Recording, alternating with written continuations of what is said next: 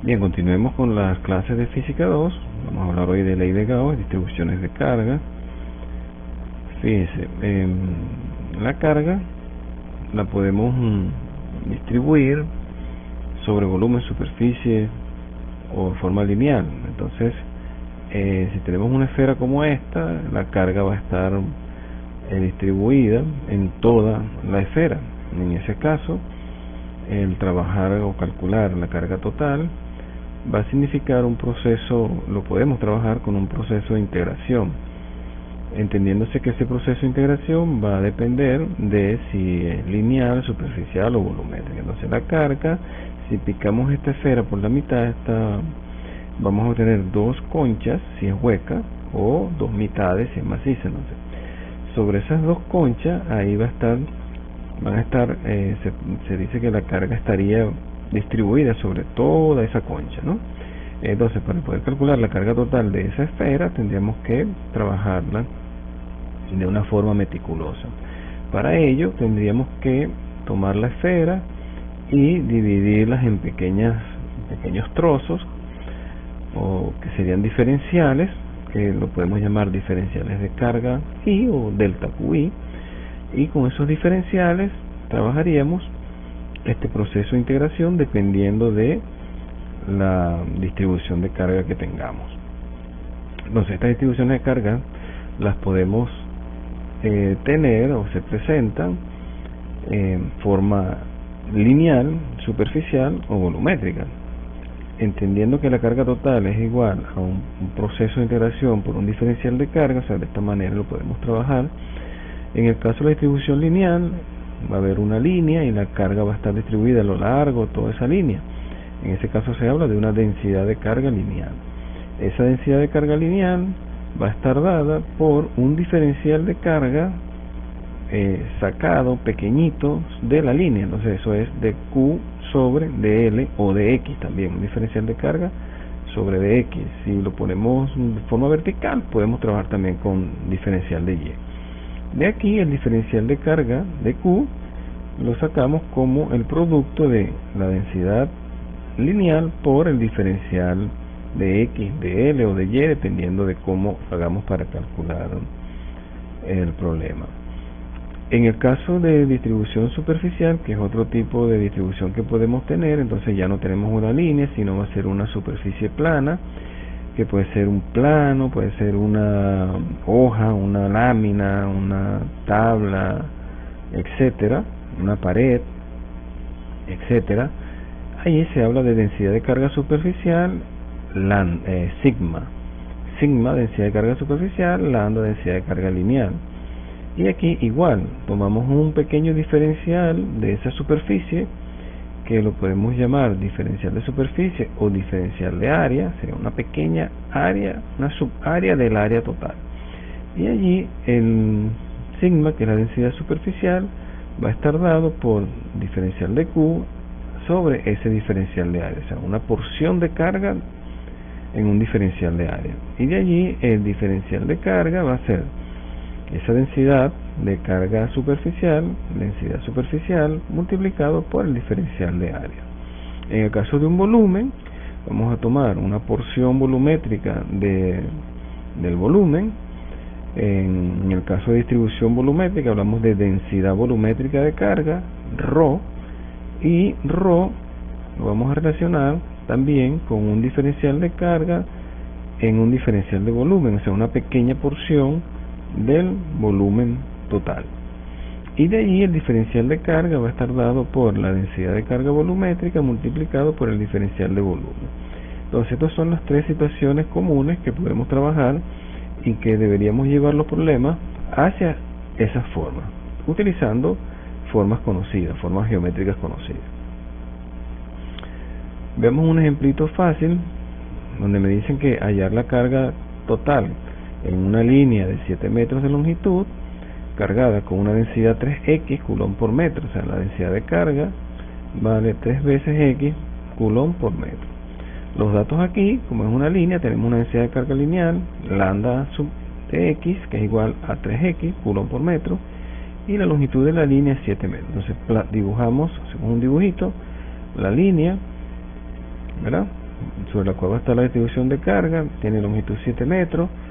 Tomamos un diferencial de carga y lo colocamos en una posición X, trabajando con el eje X, y vemos que ese diferencial de carga, como esto es una carga lineal, va a ser igual a lambda por el diferencial de longitud o lambda por el diferencial de X, ya que estamos trabajando aquí en la dirección X. Entonces es simple, la Q total, el proceso de integración, vamos a integrar a lo largo de esa línea, o sea que sería desde dos puntos que hemos puesto aquí, desde A hasta B, que sería de 0 a L, que sería la longitud de la superficie. Lambda vale 3x, y lambda vale en su unidad es coulomb sobre metro, y el diferencial de x es metro. Entonces aquí metro se va con metro y esto me va a quedar solamente coulomb. Al resolver esta integral simple me va a quedar aquí 3x cuadrado sobre 2, se evalúa de 0 a L y me va a quedar 3L cuadrado sobre 2 coulomb. Muy bien, entonces sustituyendo el 7 me va a quedar 73,5 coulomb, sería la carga total distribuida a lo largo de toda esta línea, a lo largo de toda la línea. Bien, una cosa importantísima, la ley de Gauss es el flujo de campo electro. La ley de Gauss inclusive también se puede trabajar para otro tipo de campo magnético, por ejemplo. Vamos a ver acá, vamos a irnos a un caudal para tomar relación. Tenemos una regadera, esa regadera tiene un área y esa área está siendo atravesada por pequeños chorritos, salen pequeños chorritos de agua. Eso es lo que podemos nosotros entender como flujo de campo eléctrico cuando trabajamos con campo eléctrico. Aquí va a ser un caudal y el caudal es una variación de volumen por diferencial de tiempo, ¿verdad? Que es lo mismo o está dado por el producto del área por la velocidad a la cual se mueven esos chorritos. Entonces un área y unos chorritos saliendo de esa área. Entonces ya visto como campo, en la parte del campo eléctrico tenemos el área es atravesada por un campo eléctrico y en esa área se va a dar un flujo eléctrico o un flujo de campo eléctrico, ¿verdad? Importantísimo aquí es que el campo eléctrico debe estar perpendicular al área para poder producir flujo eléctrico, ¿ok? Flujo eléctrico perpendicular. Entonces es algo como esto que está aquí, poniendo más líneas de campo. Entonces tenemos el área es atravesada por el campo eléctrico. El campo eléctrico perpendicular a esa superficie produce el flujo eléctrico. Entonces definimos nuestra variable flujo eléctrico, ¿verdad? Phi sub E, que es flujo de campo eléctrico a través de una superficie llamada superficie gaussiana, es decir, nuestra superficie donde vamos a buscar ese flujo eléctrico se llama superficie gaussiana. Y es producido, fíjese lo que les dije ahorita, es producido solo por el campo eléctrico perpendicular a la superficie. Esto es importante, perpendicular a la superficie. La definición básica, tomando relación con caudal, que es área por velocidad, aquí va a ser área por campo eléctrico. Magnitud de campo eléctrico por el área que atraviesa el campo eléctrico, ¿okay? Y esto va a ser como unidad, el flujo eléctrico tiene como unidad Newton metro cuadrado sobre Coulomb. Entonces esta ecuación la tenemos que mantener allí en la mente. Flujo eléctrico a campo eléctrico por el área atravesada. Bien, eso no es suficiente. Entonces el flujo eléctrico, trabajando con la ley de Gauss, fíjense, si nosotros tenemos ahora, vamos a extenderlo a esta superficie, una cuña que está aquí, hay un campo eléctrico, entra y sale por otro lado. Entonces vamos a ver, aquí vamos a tener dos áreas que están siendo atravesadas por ese campo eléctrico. El área 1, que sería este cuadradito que tenemos acá, allí está entrando el campo eléctrico, la atraviesa y sale por esta parte inclinada de la cuña, que lo hemos llamado área A. Entonces tenemos un área A, ahí sale un campo eléctrico que, si vemos la forma como sale, no es perpendicular, pendiente con eso, y en el área 1 sí es perpendicular. Entonces, ¿cómo analizamos esto? Bien, vamos a tomar este lado, un triangulito, una vista lateral, este triángulo de aquí, que lo hemos dibujado acá. Tenemos la parte superior, la parte inclinada es el área A, y la parte izquierda es el área A1. Allí está el ángulo θ que forman el área 1 con el área A, y tenemos ese ángulo θ, ¿no? Y ese área está siendo atravesada por el campo eléctrico. Muy bien, aquí si trabajamos con Pitágoras, pero extendiéndola a las áreas que tenemos, que es el área A, que sería la hipotenusa de este triángulo, y el área A1, que sería el cateto adyacente, aquí nosotros con este ángulo podemos relacionar estas dos áreas.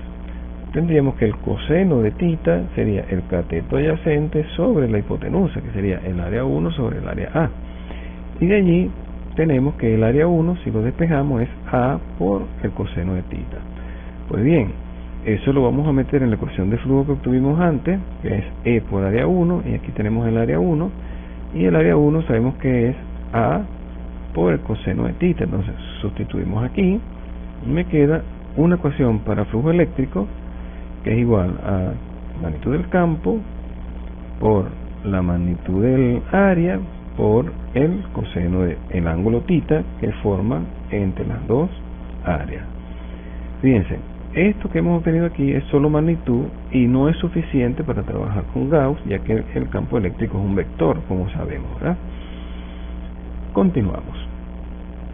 Entonces, no es suficiente esa ecuación, por lo tanto tenemos que ir más allá. Entonces, fíjense, aquí tengo las dos áreas, el área 1 y el área 2, tengo el ángulo θ que está siendo atravesada y la ecuación de flujo que ya tenemos para el área pequeñita que está aquí, ¿no?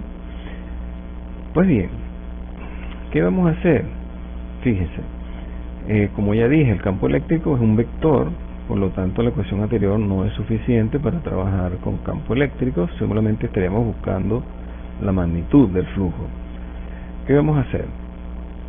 Fíjense, vamos a ver otra vez una vista lateral, tenemos el triángulo atravesado por el campo eléctrico. Voy a dibujar una sola línea aquí para hacer un análisis, ¿ok? Tenemos un ángulo θ entre las dos áreas. Entonces, fíjense, ¿cómo podemos trabajar aquí? Bueno, vamos a utilizar un elemento matemático que es el producto punto, ¿verdad? Para trabajar con el vector de campo eléctrico, y nos vamos a ayudar con un vector unitario. Un vector unitario de manera tal que el producto punto de E por del módulo de E por el módulo de ese vector unitario, que lo vamos a llamar N, ese vector unitario lo vamos a definir perpendicular a la superficie, ¿ok? Entonces tendríamos lo siguiente, ¿verdad? Aquí este sería el vector unitario definido 90 grados con la superficie perpendicular. El producto punto, ¿verdad? Dice que, eso lo sabemos, que el producto punto de dos vectores es igual a la magnitud del vector, del primer vector, por la magnitud del segundo vector, que como es unitario en este caso va a ser 1, por el coseno del ángulo. Esto lo define producto punto. Quiere decir que esta ecuación me queda como que el producto punto de el campo eléctrico por el vector normal es igual a E por coseno de θ.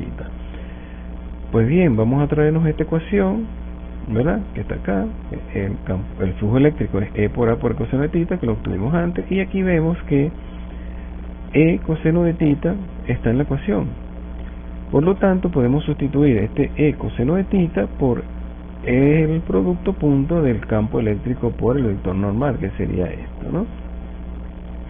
Y esa sí sería nuestra ecuación de flujo eléctrico sobre una superficie que está siendo atravesada por un campo eléctrico.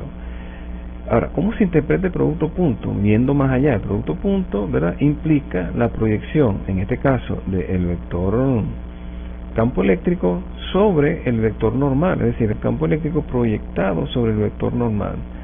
Y eso no es otra cosa más que la descomposición del vector de campo eléctrico. Entonces, ¿cómo hacemos eso? Entonces, un análisis rápido aquí, este ángulo θ es este mismo ángulo θ que está aquí. Si yo trazo esta línea perpendicular, este ángulo va a ser el mismo ángulo θ. ese ángulo θ me va a dar fíjense, aquí en la línea roja, y esta es 90. Entonces, si esto es 90 menos θ, aquí va a quedar 90 menos θ. Y este de acá, si esto es 90, entonces este de aquí va a ser θ. Perfectamente. Si este es θ, entonces podemos descomponer el campo eléctrico. En sus dos componentes. Va a tener una componente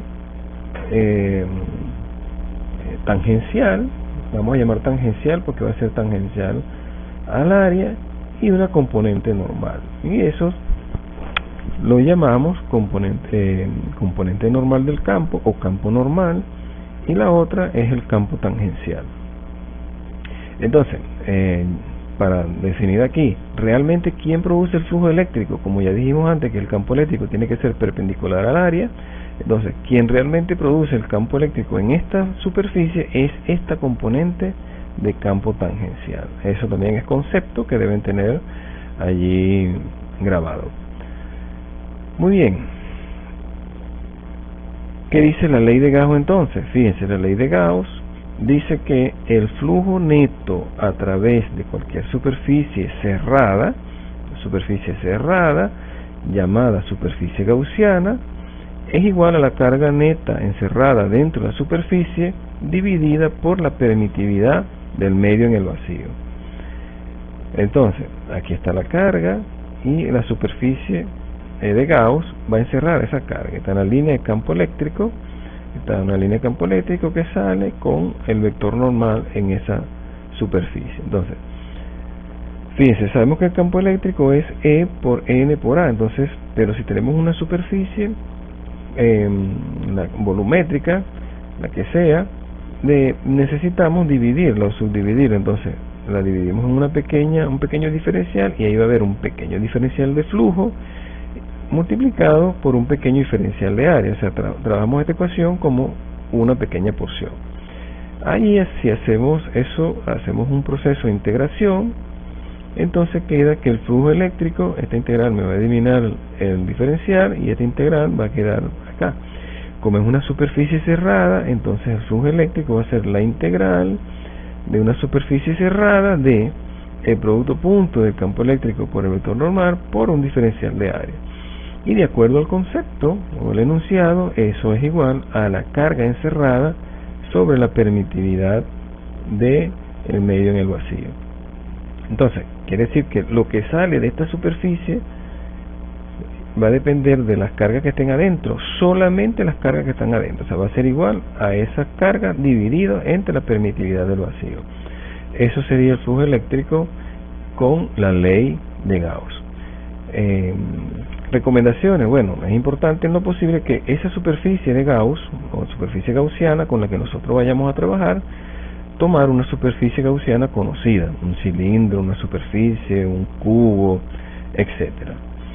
Otra cosa importante en la ley de Gauss es que si la carga está fuera de la superficie gaussiana, aquí pasa lo siguiente: la carga o la fuente emisora del flujo eléctrico produce el flujo entra por este lado de la superficie, y así como entra por este lado de la superficie, sale por este lado de la superficie. ¿Qué pasa allí?